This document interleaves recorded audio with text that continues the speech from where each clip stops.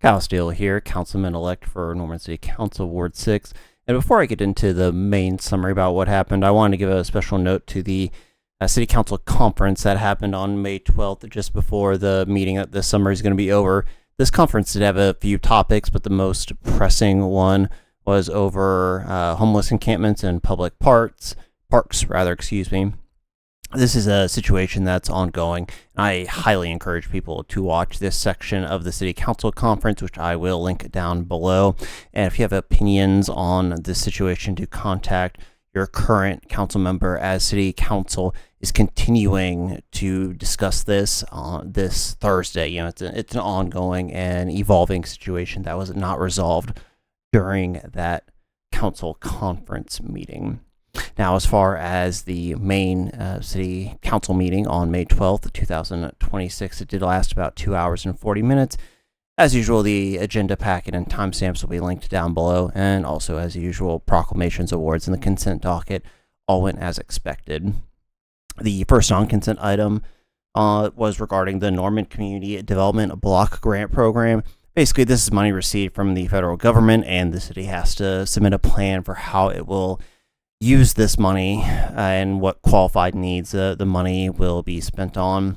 The summary is that it's going to be used for various programs for homeowners or first-time home buyers in core neighborhoods within Ward 4, which is where the current affordable housing is mostly available.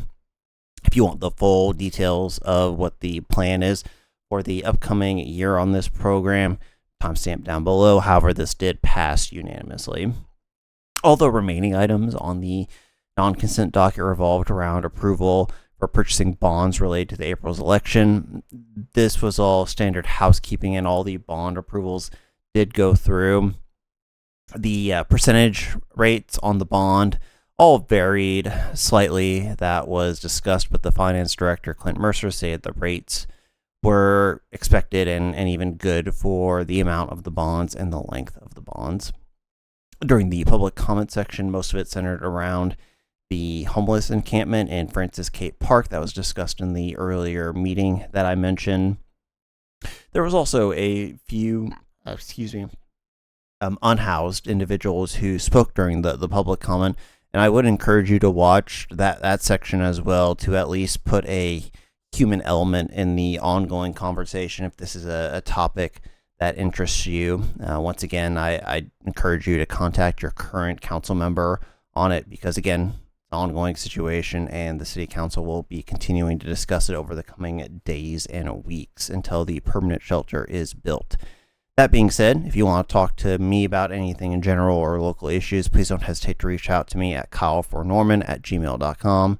Still monitoring that email, as always, for those who do want to give those opinions. Thank you. Have a good day.